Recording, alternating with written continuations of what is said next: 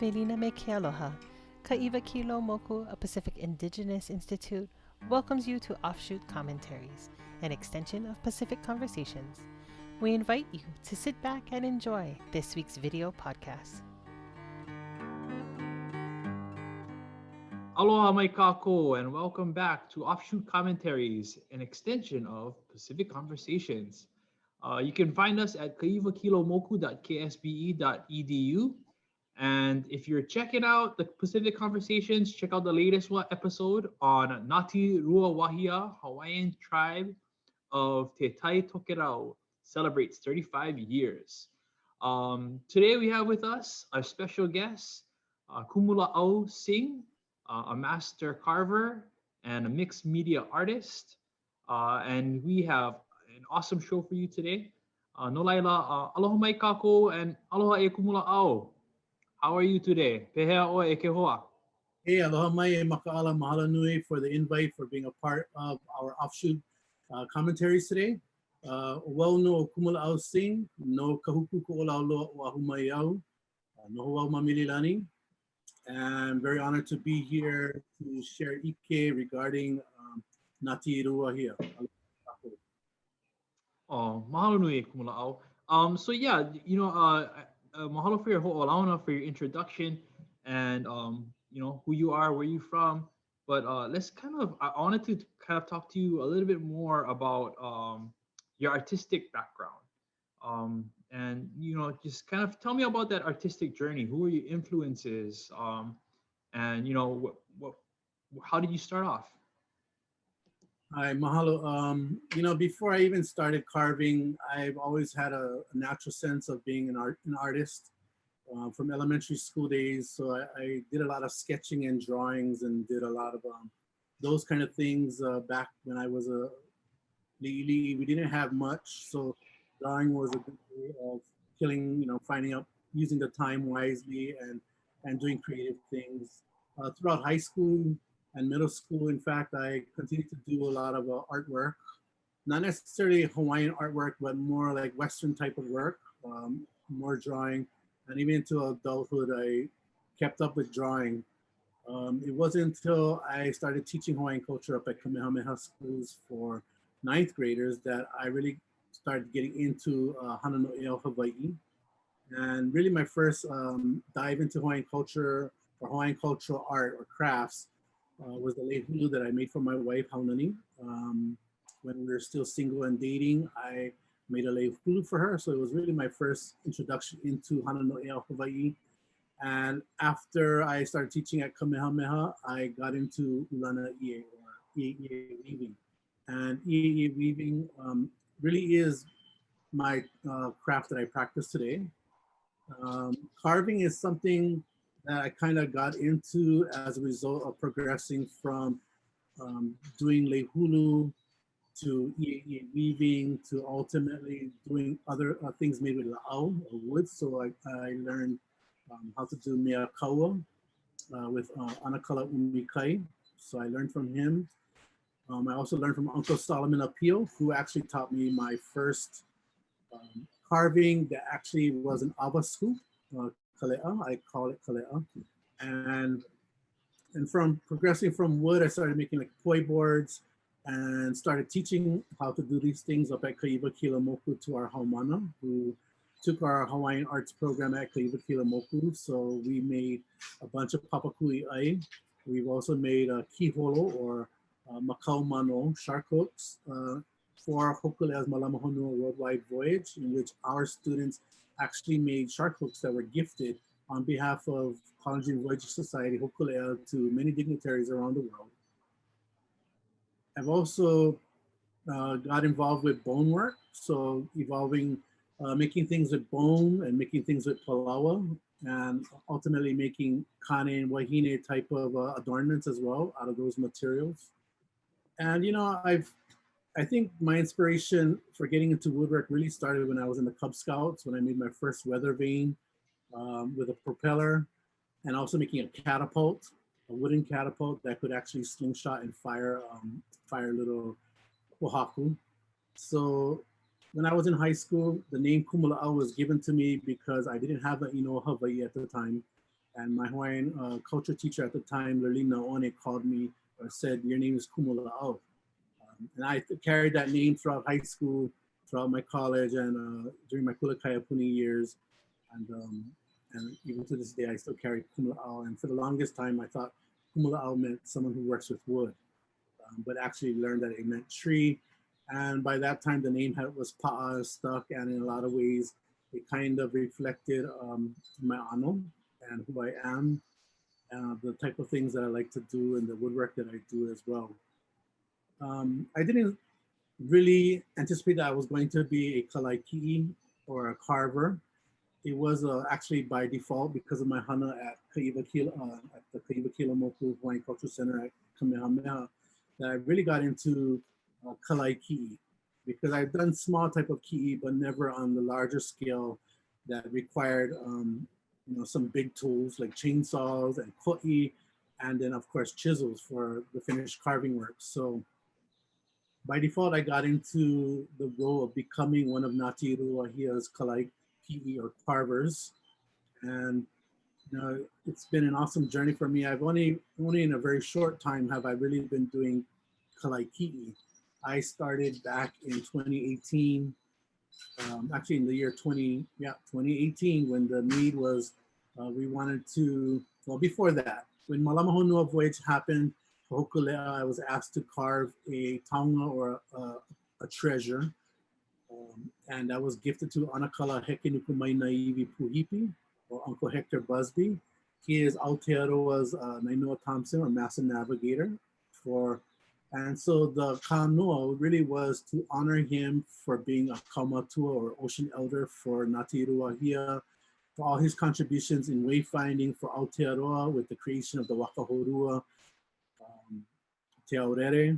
And so creating the ka'apupa'ua Maui Akalana, the apu or the kanoa, so that Hokulea crew members, as well as Te Aurere crew members and other PBS and Polynesian crew, other Pacific Island crew members, when they come to Aotearoa and gather at Aurere, that there would be a kanoa that they could enjoy and partake in cup of ava with one another.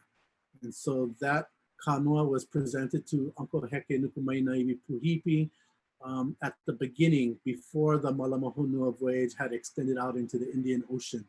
So it was right before Hokulea had disembarked Aotearoa, heading into the Indian Ocean and continuing its voyage around the world. So that was really my first experience in carving, was creating ka'apupa'ua o Maui Akalana, the kanoa. Since then, I've made several kanoa for our Ka'iwa Moku Cultural Center. And it was in 2018 that I was asked to carve a taonga, another treasure, for Uncle Heke Nukumai Naivi Puhipi for him, really. And it was to create a replica of Maui Mamao. Maui Mamao is a ki'i that was carved by Ngāti Ruawāhia's first kalaiki'i, and that was Anakala William Bill Poole Jr. of Opihale, Konahema, Hawaii. And Maui Mamao kind of looks a little bit like this one. This is Maui Mamao Iki, like third generation of Maui Mamao that I carved this year, or finished carving this year, in roughly around the month of April during the time of COVID. So I've been kind of doing art all my life. Not really so much Hawaiian art, but art has always been a part of my life when I was young. Mahalo nui Kumulā'au for your insight and sharing about your background. Specifically, we wanted to talk to you about your project, the Maui Mamao, that you're doing for Aotearoa, for Ngāti Ruawāhia. Could you please share with us about this project a little bit more? In 2018, actually November 1st, I was asked to carve a taonga for Uncle Heke Nukumai Naivi Puhipi, a copy of Maui Mamao that's there at Te Tai Marae in Waitangi. And the reason why that image was selected was because Uncle Heke Nukumai Naivi had always said that that image was one of his favorite Hawaiian images. And if he had his way, he would be in Aurere, not at Waitangi. So hence the idea of creating a replica of Maui Mamao for Uncle Heke Nukumai Naivi. And it was presented to him in 2018 of December when we were there as a Kamehameha Ohana with the Polynesian Voyage Society, Hopule and Ngāti Ruawāhia, to help with the unveiling of Fetu Marama, which is the Kupewaka Center that Uncle Heke Nukumai had started in Aurere for the purpose of teaching wayfinding and tiki carving, his school for tiki carving up there in Aotearoa. So it took us, we started November 1st and finished in November 21st. So it took us almost 3 weeks to finish that tiki, and it was really a fast track project. And I didn't do it all by myself. I went to go seek a mentor, a friend of mine who is actually the head of the carvers at the Polynesian Cultural Center. So he's Hawaii-born Maori carver, Jared Pere. So Jared Pere to me is a master carver. He's been carving for more than 3 decades. And he's very open and willing to share his knowledge.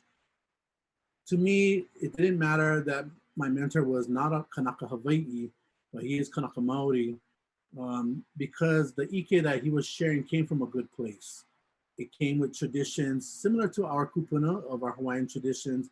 And he carves many different Polynesian stylings, not just Hawaiian carving, but he does Maori carving, he does Marquesan carving, Tahitian carving. And so it made sense for me to go and find someone who was willing to share that knowledge to help me establish a foundation in tiki carving. Especially we only had 3 weeks to carve Maui Pamamao, Maui Pamamao Iki. So it was very important that I collaborated and partnered with a very experienced carver. To this day, Jared Petty continues to be my mentor. And even as we speak right now, we are carving a taonga at this time, Maui Potiki, which will be presented to Mototau Marae on, to honor Sir James Hinare, who also was another Kaumātua for Ngāti Ruawāhia. He's another elder, a Maori elder who welcomed Hokulea in 1985 and proclaimed that since we were the first canoe in many centuries to arrive in the Bay of Waitangi, that we would be called an honorary 6th tribe of Tai Tokerau. Hence, we got the name Ngāti Ruawāhia, which means Hokulea tribe.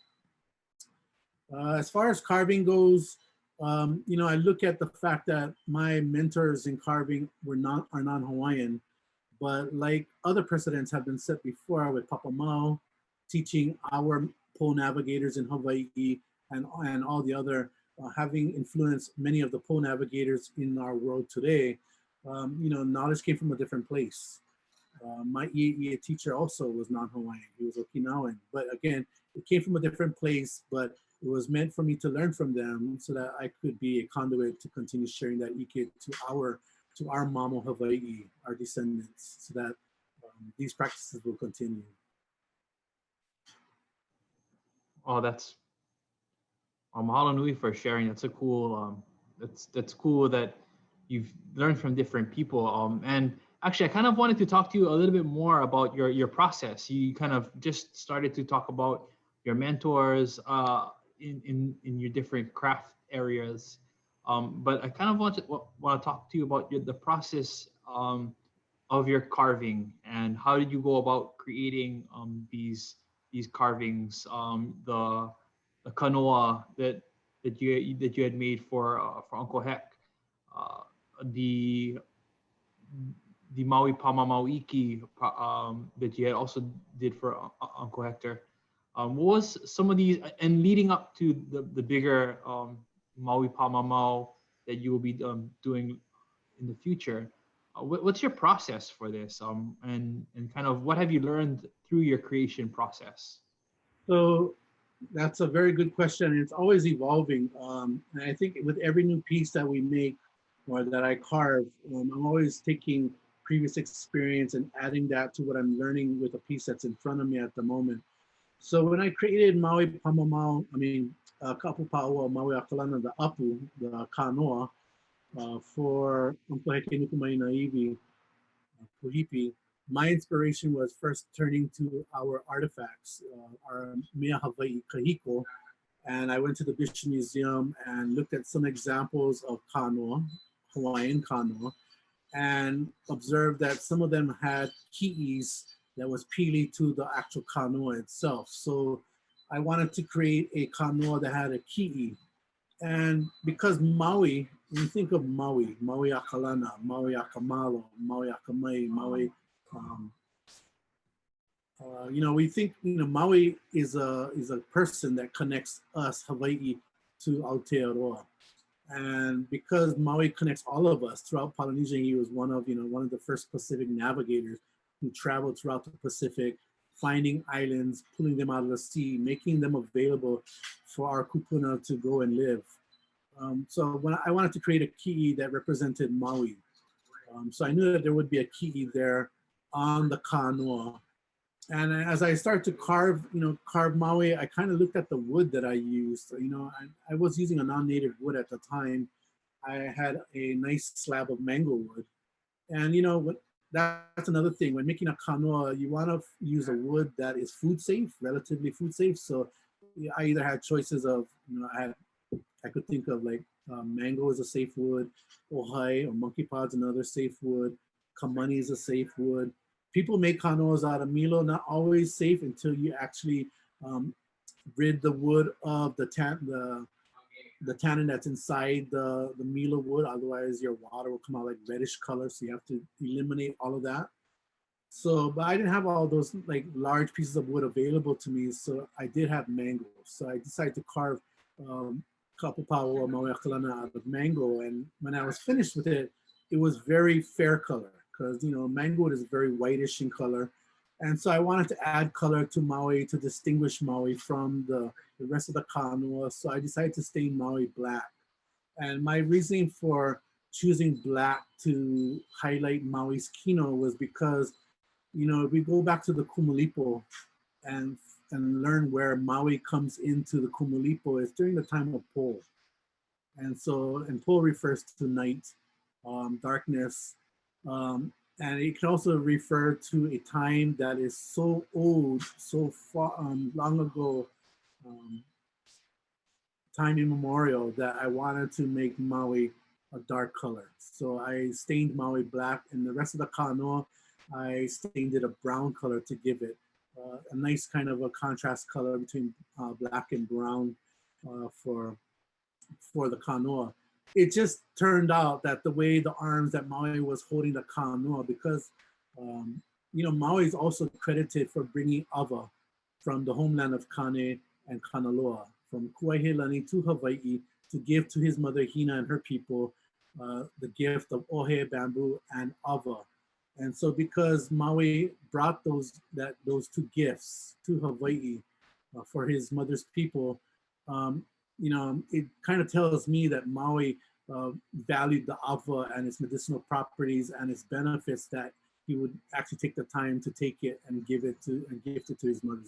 So that's why Maui's holding on to the kanoa, because he likes ava, and also the gaps there also makes a perfect fitting for putting empty apus. So it just turned out, that's how it turned out that way. It wasn't designed that way, but then after you go through the creation of it and things start to take shape, you start to see the body, you start to see the face, it really starts to take on a life of its own. And then as you're going, you have more thoughts in your mind, like, okay, I can carve a little bit here, change it up here. But again, if I could do kapupau or maui akalana all over again, I would change it up a lot. Because again, it was really my first project as a carver on behalf of Ngāti Ruawāhia. So what I've learned from carving since that time of doing the kanoa, there's just so much other skills involved and planning. When I made the carved Maui Pamamao Iki for Uncle Heke and Nukumai Naivi, it was much more simpler because I was tasked to create a replica of Maui Pamamao. So it was a lot easier for me to kind of envision what the image was look like when it was done. And mahalo to my mentor Jared Pere, Jerome Uluave, and the Polynesian Cultural Center that gifted us a nice piece of ohia. We were able to carve Maui Pamamao Iki for Uncle Heke Nukumai Naivi. And carving that one also taught me new skills because I had to learn how to use a chainsaw. And if our kupuna had chainsaw today, some people might say, well, that's not carving, you're using a chainsaw. And you know, you're not using a toki from felling the tree to carving to the finished project. Well, if our kupuna had power tools today, if they had a chainsaw, I can only imagine what kind of beautiful carvings they would have been able to produce with a chainsaw, and steel chisels, and you know, toki as well, for that matter. So learning how to use a chainsaw to do a lot of to remove or hew a lot of the extra pieces of wood to get to really to where we want to start the basic foundation of the key itself. That was a skill that I'm still developing and still learning as I'm handling and using a chainsaw. My mentor, Jared Petty, is very skilled with the chainsaw, and I hope to one day get to that place where I can, you know, use the chainsaw like a butter knife and just, you know, free form the image out of the big stump to get to the starting point where we want to start taking it down with the chisels. And you know, it's kind of like pohaku. You know, I think of when I think of the work involved with carving, like a project like Maui Pamamao Iki, you know, it was a lot of aches and pains for me because I was not ma'a to the type of duress that the kino takes when you're like chiseling and you're hammering away with a mallet. You know, that vibration every time you hit that chisel and you're hitting the wood, you know, that vibration shocks goes back to your kino. And so I kind of learned that, you know, you really become a very hard, I wouldn't say you become a hard man, but your body takes a lot of hard shots, and you know, it gets really, you know, tough, and sometimes very eha. The muscles get very eha. So, you know, learning to understand that, you know, carving is a process. It takes time to do a carving. It's not something you can just do right away. You're not going to get instant gratification from it. The gratification comes with when you're carving and you're focusing on one part of the body, and you're able to create that part, whether it's the mouth or it's the eyes or, you know, the chest, the knees and the legs, the calves, and whatever part it is. You know, I really try to focus on area carvings and not really look at the very bigger picture. Of course, you have to look at the bigger picture because it is a three-dimensional image, and so everything comes into play. If you change the shape of the head, it's going to affect the proportion of the rest of the body. And that goes for any body part. If you change the size of it, if you make changes to it, it's going to affect the change for the rest of the proportion of the body. So, you know, taking those things into consideration before you actually start to chisel is very important. And so my kumu has taught me that, you know, we use colored chalks and we draw everything out, and then we carve. And as we remove the chalk, we draw it out again, so that we always have that baseline to go off of, so that we're always getting closer as we're chiseling away, we're getting closer to that finished piece, or at least to that place that we feel the ki'i is complete. And so that's how it is with, that's what happened to me when I was carving Maui Pamamao Iki. Since I have carved Maui Pamamao Iki, you know, I've been tasked with several other projects that one of them is ongoing right now, and that is carving another ki'i made out of ohia wood. Again, mahalo to the PCC for the gifting of this ohia wood for Sir James Hinare and his for the Mototau Marae. And that one is going to be a little bit different because, you know, as we're carving it, you know, it didn't have the same height as Maui Pamamao Iki did, but it was still a very large piece of ohia, very beautiful grain, and we decided to carve Maui Potiki. Now, it's connected to Maui Pamamao Iki because Maui had siblings. You know, Maui had Maui Mua, Maui Vaina, Maui Potiki, and of course Maui, who we refer to as the Maui. So because Maui had siblings, it made it appropriate that, you know, we would create a brother image to Maui Pamamao Iki that was gifted to Uncle Heke Nukumai Naivi to give to Sir James Hinare. And so that is a project I'm working on right now at the Polynesian Cultural Center with Jared Perry. In sometime soon, probably maybe in 2021, or when the opportunity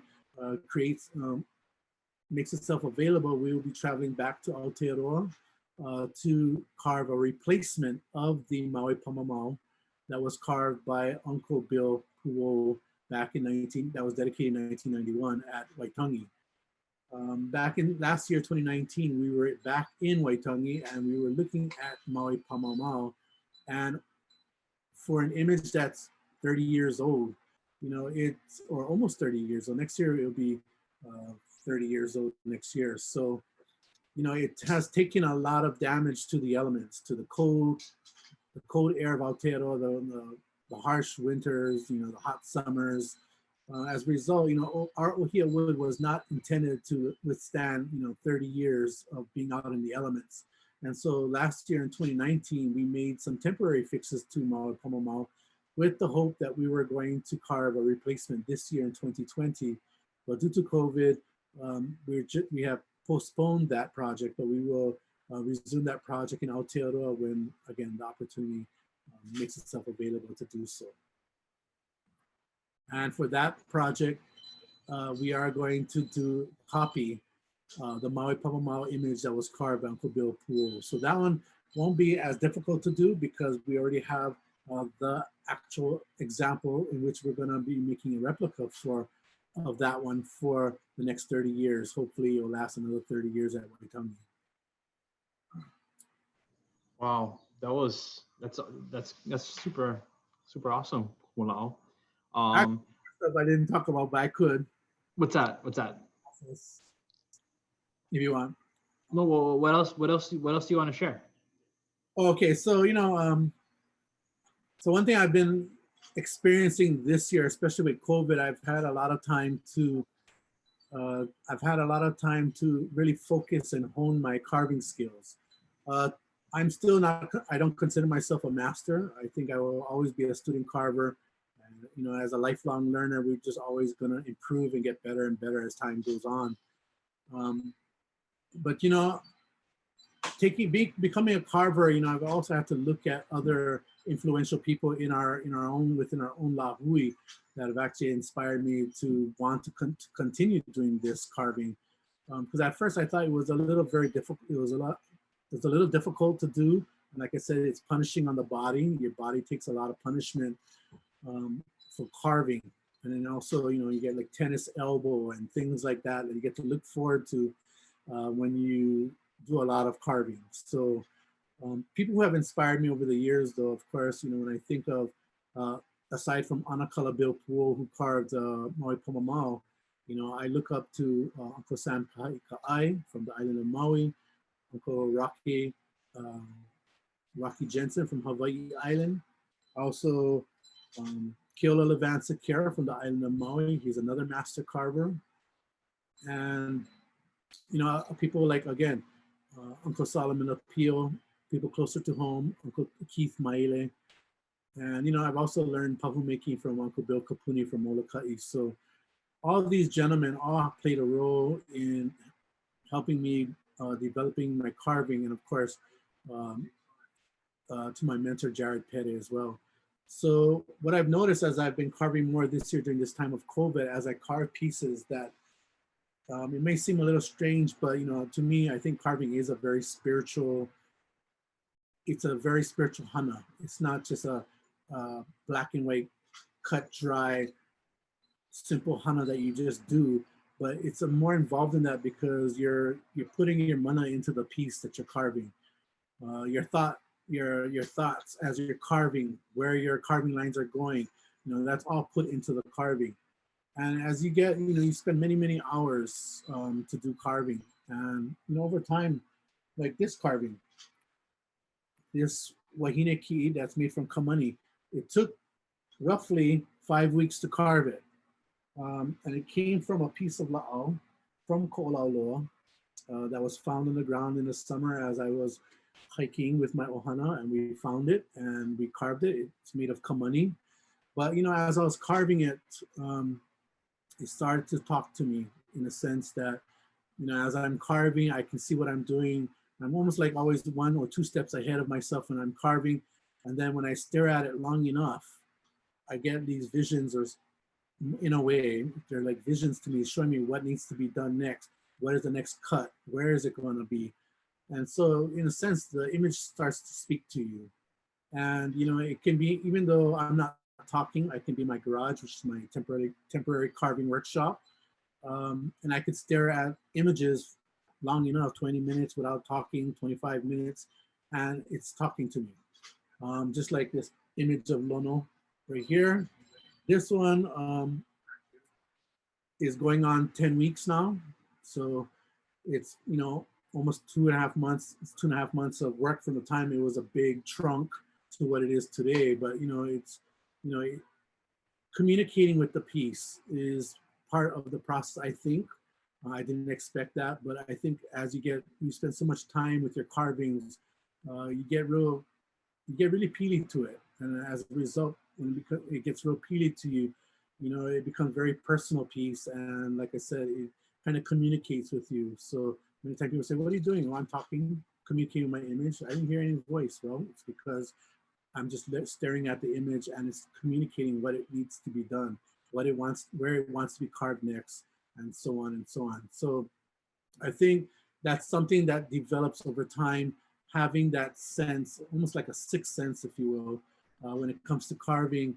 When you put a lot of time and your mana into the pieces, they speak to you, and as a result, become a very part of you. And even when you gift these things or make them for others, it's almost hard to let it go because, it's like one of your babies, right? So I think about ku and hina. There's a lot of ku involved, a lot of energy, a lot of pounding, a lot of force, and that inspiration. That's all the ku coming in, especially when you're carving an image like ku. But then also the finesse, knowing how much to hit, having that balance, having that creating fine curves, especially if you're creating a wahine image, then you want that feminine image to make itself known, and you want to make sure that your curves accentuate the key. So even that, the hina comes into play. And so when the piece is all complete, hina, that hina aspect, you're giving birth and creating an image that now becomes a living thing. It becomes a part of you, it becomes a living thing, it has your mana. It's something that's going to continue on long after I'm gone. So I think that's all part of the process and the growth in the journey as you become a carver. Eventually, your images talk to you and tells you what it wants it to be done, how it wants to be carved. And I'm just the vessel to make it happen. So I kind of wanted to ask you about, you had talked about Ngāti Ruawāhia and the sixth tribe of Te Tai Tokerau. I wanted to ask you, at what point in time did you become aware of our Hawaiian Maori tribal heritage prior to this whole experience of becoming the carver for Ngāti Ruawāhia? To be honest, and we can also omit this later on. We might not want to put this on film, but my first real, exposure to our Hawaiian Maori connection with Ngāti Ruawāhia really began with the ask to create the taonga, the first gift of the kānua for Uncle Heke Nukumai Naivi for Aurere, and creating Ka'apupaua Maui Akalana really, and being able to travel with our Kamehameha Ohana and Palangim Voyaging Society to Aurere before the disembarkment of Hokulea from Aotearoa to the Indian Ocean to continue its Malama voyage. That was really my very first experience in learning about our Ngāti Ruawāhia heritage from the time Hokulea arrived in 1985 to our poupou, Maui Mamao, being planted at Waitangi in 1991, up until the Malama Honua voyage, and when I was asked to carve the kānua. That really was my first experience. And having gone to Aotearoa to be a part of the delegation and to present the kānua on behalf of Ngāti Ruawāhia to Uncle Heke Nukumai Naivi Puhipi, um, really was my first part of being the Ngāti Ruawāhia carver. But making a kanoa was not quite the same as carving the ki'i of Maui Pamua Iki. That one, again, because it took on it was much more larger in size. It was a bigger project. The time involved I had for that was really short. That really taught me a lot of lessons, and lessons that I've carried on to this day, to this year, in which I was able to finish these 3 carvings behind me during the time of COVID. So, it really, it's really gratifying for me and honored to be a carver for Ngāti Ruawāhia. I know I wasn't the first, and I'm not going to be the last. And I hope that these carvings that I do on behalf of Ngāti Ruawāhia for our Hanan Aotearoa will be around for quite some time.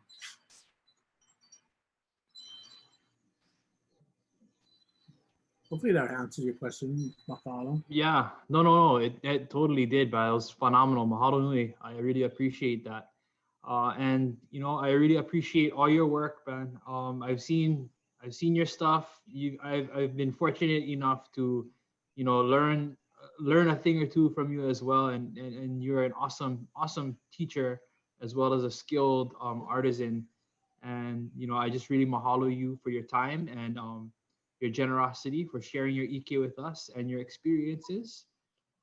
Mahalo nui for tuning in once again to Offshoot Commentaries, an extension of Pacific Conversations. Mahalo to Kumulā'au Sing for joining us today and sharing his awesome knowledge with us. And we really look forward to seeing his great works in the future. Mahalo nui, Kumulā'au. Nala kapo. Ahui ho. Aloha. We hope you've enjoyed this week's Offshoot Commentary. Mahalo for joining us, and if you would like further information, please visit us at kaiwakilomoku.ksbe.edu or follow us on our social media accounts on Facebook and Instagram. Mahalo and ahui ho.